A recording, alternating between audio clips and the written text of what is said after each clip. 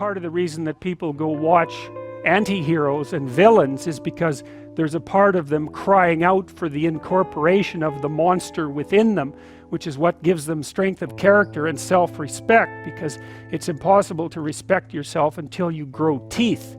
And if you grow teeth, then you realize that you're somewhat dangerous, and or maybe somewhat seriously dangerous, and then you might be more willing to demand that you treat yourself with respect and other people do the same thing. And so that doesn't mean that being cruel is better than not being cruel. What it means is that being able to be cruel and then not being cruel is better than not being able to be cruel. Because in the first case you're nothing but weak and naive, and in the second case you're dangerous, but you have it under control.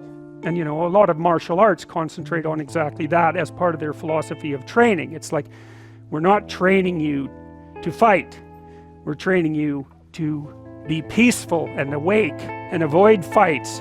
But if you happen to have to get in one, and I guess the philosophy also is that if you're competent at fighting, that actually decreases the probability that you're going to have to fight, because when someone pushes you, you'll be able to respond with confidence, and with any luck, and this is certainly the case with bullies, with any luck, a reasonable show of confidence, which is very much equivalent to a show of dominance, is going to be enough to make the bully back off. And so the strength that you develop in your monstrousness is actually the best guarantee of peace. And that's partly why Jung believed that it was necessary for people to integrate their shadow. And he said that was a terrible thing for people to attempt, because the human shadow, which is all those things about yourself that you don't want to realize, reaches all the way to hell. And what he meant by that was, it's through an analysis of your own shadow that you can come to understand why other people are capable, and you as well, of the sorts of terrible atrocities that characterized, let's say, the 20th century. And without that understanding, there's no possibility of bringing it under control. When you study Nazi Germany, for example, or you study the Soviet Union, particularly under Stalin, and you're asking yourself, well, what are these perpetrators like? Forget about the victims, let's talk about the perpetrators. The answer is, they're just like you. And if you don't know that, that just means that you don't know anything about people, including yourself. And then it also means that you have to discover why they're just like you. And believe me, that's no picnic.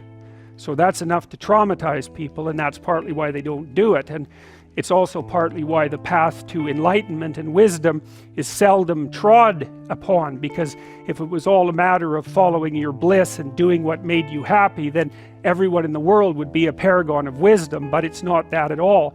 It's a matter of facing the thing you least want to face. And everyone has that there's this old story in King Arthur where the knights go off to look for the Holy Grail, which is either the cup that Christ drank out of at the Last Supper, or the cup into which the blood that gushed from his side was poured when he was crucified. The stories vary, but it's basically a holy object, like the phoenix in some sense, that's a representation of transformation. So it's an ideal. And so King Arthur's knights, who sit at a round table because they're all roughly equal, go off to find the most valuable thing, and where do you look for the most valuable thing when you don't know where it is? Well, each of the knights looks at the forest surrounding the castle and enters the forest at the point that looks darkest to him. And that's a good thing to understand, because the gateway to wisdom and the gateway to the development of personality, which is exactly the same thing, is precisely through the portal that you do not want to climb through.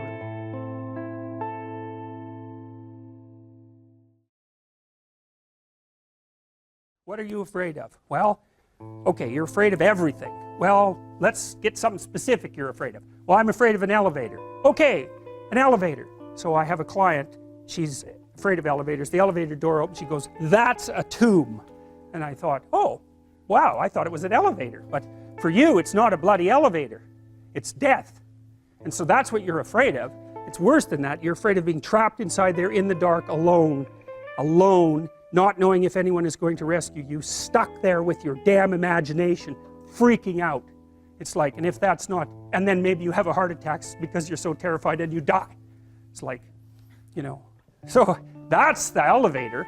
Well, it's no bloody wonder that no one's going to get into something like that. And then maybe underneath that is your distrust in the mechanisms of society, right? Because, you know, a normal person, those weird creatures, they'll get an elevator, what the hell, they don't care. And partly it's because they have an implicit belief, even if the thing stops, somebody will come along and rescue them. And usually you don't even think about it, right? It's like, oh, what the hell, it's an elevator. It's like, the danger is invisible to you. And it's partly because you implicitly trust the structure. And so maybe you go into the unconscious presuppositions of the person who is terrified of the elevator and the subways, and you find out they have a real problem with trusting authority, and that's partly why they don't get along with their husband, and why they've never been able to stand up for themselves. And so then you say, okay, well, you're afraid of the damn elevator, but it's not an elevator, it's a tomb, and the tomb is partly you, and it's partly the elevator, and partly your unconscious mind. And so, well, what can you handle? Can you go and look at an elevator from 10 feet away? It's like, yes. Okay. How about 9 feet away? Yes. 5 feet? Yes. 4 feet? No. Okay, no problem. 4.5 feet. We're going to go from that elevator. We're going to look at the damn thing until you're bored of it. Because that's what we're trying to... You should be bored of the elevator. Because then you're not afraid of it, obviously. It's like, it's an elevator. You just don't notice it, right? All these things around here that you don't notice. I'd take you out of here and ask you what color the walls are. You haven't got any idea. You know, I suspect for most of you, there's not a chance you'd be able to identify the gender of the person who's sitting next to you, unless you know them. It's like, you just don't remember anything. And why should you? Everything works. Like, you don't have to pay attention to it. It's like, is that staying up? Yeah, it's still up. Yeah, still up. Still up. I was like, really? No. No, you get bored of that real quick, and so then you just ignore it. But the agoraphobic has had that veil of ignorance torn away, and what they see behind it is mortal threat, and so that's really what you're helping them deal with. And so this week they're 4.5 feet from the elevator, next week they're a foot from the elevator, and the week after that the horrible gates of hell open and they look inside and they don't run, and so hey, they're tougher than they thought they were. And that's what you're teaching them, actually. You're not teaching them that the world isn't dangerous, because that's a stupid thing to teach someone. Bloody right, the world is dangerous. It's terrifying. And sometimes people they realize that, and the veil lifts, and they see horror everywhere, and then they can't move. They hide at home. They cower at home, because everything has become a predatory domain. And so what you teach them is, you're not as much of a rabbit as you think.